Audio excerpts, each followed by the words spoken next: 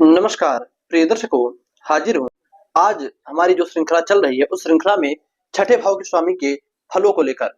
दर्शकों, बीते दिन हम लोग पंचम, चतुर्थ, तृतीय, द्वितीय तथा लग्न के विषय में बात की। इन लग्नों के स्वामी या इन भावों के स्वामी कुंडली के अलग अलग भावों में पहले से लेकर 12 भावों में किस प्रकार का फल देते हैं। दर्शकों, आज हम बात करेंगे कुंडली के छठे भाव के विषय में।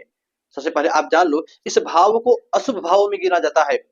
इस भाव को रोग रोग के विषय में जाना जाता है। रिपु, आपके शत्रुओं के विषय में देखा जाता है। ऋण, आप कितना कर्ज लोगे जिंदगी में या किस प्रकार का कर्ज आपके ऊपर पड़ा रहेगा, ये सब कुछ इस छठे भाव से देखा जाता है। ये भाव शुभ तो नहीं है, किंतु इस भाव के स्वामी कुंडली में कहां पर बैठे किस प्रकार का फल देते हैं, आइए इसे जाना जाए। दर्शकों, आपको पहले बताते चलिए, मैं जो आपको फलादेश बतलाने वाला हूँ वह सिर्फ और सिर्फ शुभ ग्रह तथा पापक ग्रह पर डिपेंड करता है। कुंडली में कौन सी राशि बनी है, कौन सा लग्न, उससे कोई मतलब नहीं। राशियों से तो बिल्कुल मतलब नहीं। हाँ, अगर अच्छी राशि होगी, वह जो ग्रह है वह अपनी स्वयं राशि में बैठेगा तो अच्छा फल देगा और अच्छी क्वालिटी का आपको रिजल्ट देगा। किंतु यदि वह नीच राशि में बैठ जाए, शत्रु राशि में बैठ जाए, पाप राशि में बैठ जाए तो आपको बुरा फल देगा।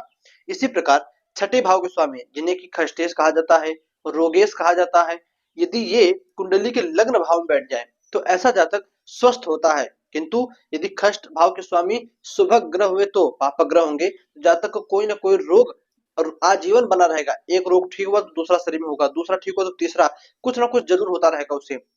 तो छठे भाव के स्वामी कुंडली के लग्न में बैठे हो, शुभ ग्रह हो, तो ऐसा जातक स्वस्थ रहता है। समय समय पर तबियत खराब होती है वो अलग बात है, किंतु अधिकतर मामलों में स्वस्थ रहता है। शरीर में जल्दी किसी प्रकार का रोग नहीं होता, उसका इम्यूनिटी सिस्टम भी बड़ा ही तगड़ा होता है। हर रोगों से लड़ने की क्षमता उसके अंदर पड़ी रहती है। ऐसा जातक बहुत ज्यादा बोलने वाला होता है, जिसके कारण कि अनायास इसके शत्रु बनते चले जाते हैं। छठे भाव के स्वामी कुंडली के दूसरे भाव में बैठ जाए तो यह एक अशुभ योग बनता है। छठे भाव को रोग भाव से रिपु यानी कर्ज भाव से जाना जाता है, ऋण कर्ज भाव से जाना जाता है, और दूसरे भाव को धन भाव से। अब धन के घर में जो है कर्ज का मालिक जाकर बैठ जाए तो ऐसा जातक अपने धन का, अपने पैसों का स्वयं नष्ट करता है, अपने पैसों को स्वयं बेकार में बर्बाद करता है।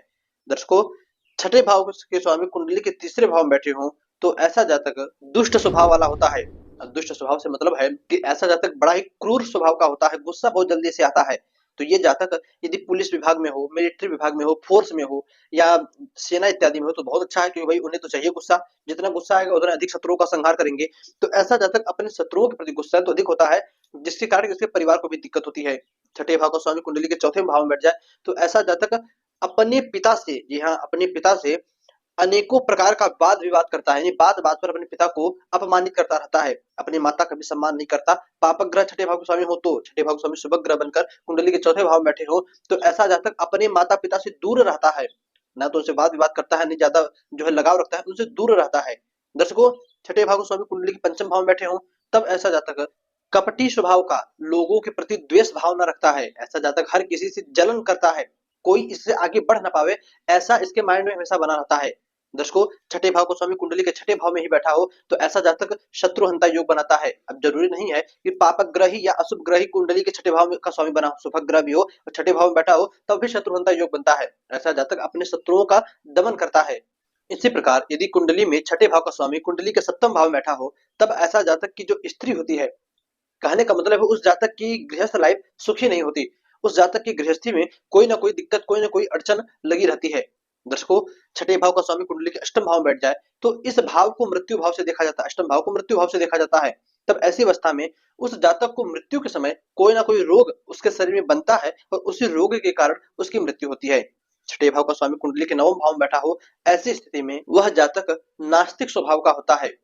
जी हाँ, छठे भाव स्वामी कुंडली के नवम भाव में बैठे हो, अशुभ ग्रह हो तो जातक नास्तिक स्वभाव का होता है, देवी देवताओं को नहीं मानता है, वेद पुराणों को नहीं मानता है, ब्राह्मणों की निंदा करता है, अपने गुरुओं की निंदा करता है, जो उनको शिक्षा दिए रहते हैं, जो उनके गुरु होते हैं, सर होते हैं, उनका भी अपमान करता है।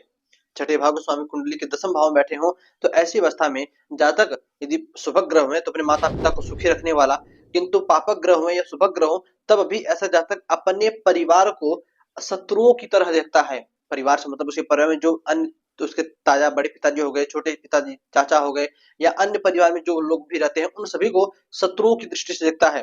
उनसे उनको कोई मतलब ही नहीं होता, चाहे वो लोग कहीं पर खाई में गिरे, पानी में डूबे, उससे बिल्कुल उससे मतलब नहीं। हाँ, दिखावे के लिए सब कुछ करेगा, दिखावे के लिए उनके प्रति बड़ी सहानुभूति रहेगी, किंतु ऐसा जब तक दिल से अपने परिवार को नहीं मानता। दर्शकों, कुंडली के छठे भाव के स्वामी कुंडली के एकादश भाव में बैठे हों तो यह भी एक अशुभ योग है। जातक का धन अधिकतर चोरी हो जाता है अथवा सरकार टैक्स के रूप में ले लेती है।